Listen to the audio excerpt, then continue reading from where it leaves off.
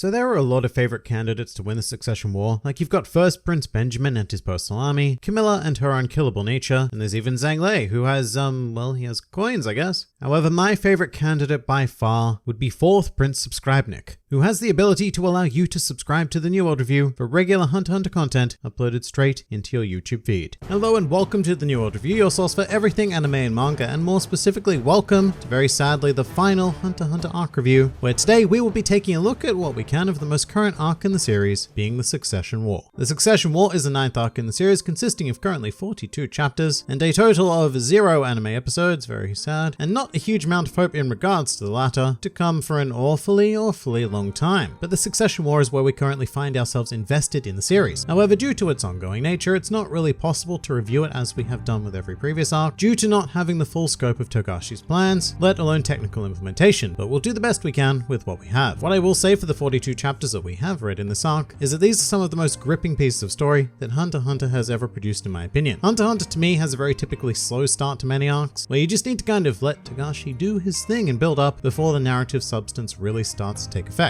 The prime example of which would be the Chimera Ant arc, but it's also very present in York New City and Greed Island as well. However, from the get-go, I have been completely on board with and enthralled by the Succession War. And I put a lot of that down to the format of the contest. As I've said many times, death games are, well, they're my jam. However, they only operate at full effect with a brilliant cast of characters, and thankfully this arc presents us with a grand total of 14 wonderfully written and presented, well for the most part, princes to follow into battle. And it's actually kind of amazing just how compelling these figures are. And yes, I will say that that is not necessarily apparent on first read-through, for reasons that we will get into shortly, but every major competing prince carries with them a unique perspective and drive to win this contest, which can range from shallow desires of power to stalwart opposition of an establishment system with cucking governance, and then all the way to twisted murderous pursuit of the arts. And in regards to that last factor, I'll just say right here and now that 4th Prince Subscribenick is currently the character who has had by far the most impact on me during this arc, which is pretty damn impressive considering the extensive cast aboard the Black Whale 1, and what's more is that I don't like him at all. It's more that I have this morbid fascination with his existence and the atmosphere that his presence brings to the series, because every time Subscribenick shows up in a chapter, he makes you pay attention. Like, there's a lot that can get lost in the Succession War as portrayed in the manga, but Subscribenick is like a jolt of caffeine, because he is becoming an increasingly more terrifying threat, and he has me legitimately worried about every character within his immediate vicinity, which is mostly Theta. Poor Theta. But even though this arc is still in a developmental phase, I would say that there is no doubt that Subscribenick is being built up as the primary antagonist, shining like a rather sinister star, carving his presence as a frontrunner for the contest. The next most appealing prince to me would be Hulkenberg though, and I do very much appreciate that he is probably the only figure who comes into this event with something of a relatable moral compass. I mean, he certainly does have his flaws, and I think that his eventual corruption is going to play into the arc, but Hulkenberg was more or less a pacifist, with strong opposition to the way in which the Kakin royal family currently rules their kingdom. So in any other typical story, Hulkenberg would probably be seen as the good guy, but he has started on a dangerous path, now coming to accept the conditions of the deathmatch and abandoning his previous pacifist ideology. And that's very much why I'm so fascinated by him, because he shows the most potential for growth and intrigue amongst all the princes, even Subscribenick. But we should also not neglect to mention that not every participant in the Succession War has grand dreams of power or reform, and there are in fact an entire contingent of princes who want nothing more than to be able to live in peace. A great example of this would be Fugetsu and Kacho, who during this war have only been focused on keeping each other alive, and rather tragically so, but I wanted to highlight this because there is a wide array of the human spectrum on display amongst each of the 14th princes, and while I don't have time to go into them all individually, they are all very much worth closer examination. But with that aside, I think we do need to discuss the more controversial aspect of this arc now, which does often impede people's enjoyment of it, being the declining state of Hunter x Hunter as a manga. Now this is a topic that I haven't covered within the arc review series, and maybe I should have, but there has been a very evident decline in artistic quality from late Greed Island to modern day. Very inconsistent quality, I should say more accurately. Sometimes the art is great, sometimes it's average, and sadly sometimes it's nothing more than a glorified storyboard. However, the Succession War arc has taken this to a whole new level, and while the art is generally consistent, I guess, the manga itself is produced on a very minimalist regime, often omitting backgrounds, and in many cases there are entire panels taken up by text with no drawings whatsoever. In fact, text itself has come to be defined as probably the most dominant visual aspect of the Succession War art, and this is a very conflicting feature. So I'll say straight up that I'm not going to go into detail about Togashi's health conditions or the reasoning behind Hunter x Hunter's aesthetic decline, because for the purposes of this review, it's not so important. What is important is the end result and overall impression of the arc. And what I will say in favor of it is that the Succession War and the Dark Continent Expedition arc actually saw something of an increase in artistic quality in select areas. There are times when you will look at a page of the Succession War and it is is stunning. It seems like a pure shot of classic Togashi with well-drawn characters and some nice detailed backgrounds. Although some of that background work may be attributable to assistance. Regardless of that though, this visual quality is not consistent, and there are other times when the Succession War can really push the limits of what can technically be considered manga rather than a novel or a light novel. But I should continue that whole conversation with a positive in that this story is brilliantly written. Togashi has mastered the art of writing political intrigue, as well as presenting logical and well-characterized inner monologues that do push the story forward. If the Succession War arc was a novel, then I would be praising it to no end. However, it is a manga, and considering the format is very important because the sheer dominance of text can make chapters an incredible slog to get through at times. And it's just that thing, you know, the most important aspect of any visual medium is the idea of you show, don't tell. It's a saying that we've all heard about a billion times, but that's because 100% of history's greatest visual media do adhere to this philosophy. And so Togashi's work with the Succession War arc specifically is very counterintuitive to the entire manga medium. And I often see the argument online of, oh dude, just learn to read, or you know, stuff along those lines, but I don't think that's fair. Just because someone feels bogged down by text when they've chosen to read a comic does not make them lazy, dumb, or unreasonable. In fact, the idea of it is much more akin to sitting down to watch a movie, just to have half of it be a completely blank screen and just hearing the sound alone. It can still portray a fine story, but it was not the experience of the medium that you expected, and it is very jarring. So I can absolutely understand the complaints behind the Succession War arc, and I do think it's a shame, because like I said, there is so much glorious substance at work here, and when you do take the time to sift through it in detail, it paints an incredible setting with truly captivating characters. But a lot of that just so happens to be buried within text. So for this arc, you do very much have to embrace that, but once you do, it is a great experience. Alright, with that discussion out of the way, let's turn to another highlight of the arc, which is our protagonist Kurapika. This arc only works because we have this character. There is no other protagonist who could helm a story this complex, which once again shows the great advantage of Togashi's choices in constructing Hunter x Hunter, because if he stuck to a typical shonen format, then he would more than likely have to include Gon as the protagonist of this arc, and as much as I love Gon, he just does not belong here at all. This story could never have been told with him at the forefront, and it demands a character of Kurapika's aptitude in the lead. And as a result, the Succession War presents itself as a radically different piece of story to anything that we have seen prior in the series. And I suppose the arc it would be most comparable with would be York New City, because things got very organizationally focused there as well, with the Mafia families and the Phantom Troop, but this is on a whole different level. And I love it because it continues to evolve Hunter x Hunter into an unparalleled piece of storytelling. With that said, we do find ourselves in a very odd spot at the moment because we've been on hiatus for over a year at the time of this recording, and we've now begun the inevitable thoughts of, will this arc ever continue, let alone actually conclude? And look, I haven't weathered enough hiatuses personally to be any expert on this, but I feel like this line of thinking emerges during every extended period of downtime. People lose all hope, and then out of nowhere, our Lord and Savior Togashi trickles down some morsels of a few chapters raining upon us unwashed masses, which raises our spirits briefly, only to restart the cycle. So I personally do believe that this arc will end, although it will undoubtedly be another massively long piece of story, second only to the Chimera Ant arc, because we're about 14 chapters away from surpassing York New City as it stands in terms of length, and about 24 away from beating Greed Island, and I'm not sure that I can see these events being completed in that time frame. The really strange thing is that in 42 chapters, Togashi is still introducing new characters and setting things up, rather than diving into what I would describe as the pure meat of the story. So I very much do believe that we are still in the introductory phase of the Succession War, and I think that we have a very long way to go. But once we get there, I'm sure that we will look back on this arc very fondly. And now I also want to address an event that is technically part of the Succession War arc, which is the fight between Hisoka and Chrollo. Now, if it was me, I would not consider this part of the Succession War because it is such an isolated narrative, and I think it really did need to be included as part of the last arc, but because it's here, I do need to mention that this is one of my favorite fights in the entire series. Despite the fact that Chrollo clearly dominates it the entire way, this handful of chapters is some of the most compelling content I have ever laid eyes on. The action was stunning, the ideas at play were brilliant, especially in regards to how Chrollo utilized an incredible combination of borrowed abilities, and the conclusion was satisfying and exciting. Satisfying in that Hisoka quite rightfully was beaten and even killed, but exciting because this is Hisoka we're talking about, and he was able to engage in post-mortem Nen to revive himself, thus becoming the greatest threat that he has ever been presented as in the series. And in general, I'm just incredibly glad that Hisoka and the Phantom Troop have such a large threat in the Succession War story, because it adds a wonderful element of anarchy into the mix. Plus, it's just been so damn long since we've seen the Phantom Troop or even Hisoka in primary focus, and they are some of the most interesting characters in the series, so I will never be complaining with their involvement. But really, that's all I can say in general terms about the Succession War as an arc. Yeah, there's a lot more to it, like the Karkin Mafia families, which I've explored in other videos, as well as the presence of the Zodiacs and even Ilumi Zoldyck, all of which is great setup and continues to have me eagerly awaiting for the return of the series. But for the purpose of talking about an arc here, the most I can say is that, well, they're there and I hope that they get used nicely. So hopefully in the future you'll find me remaking this video with a much more well-rounded perspective, but for now, all we can do is wait.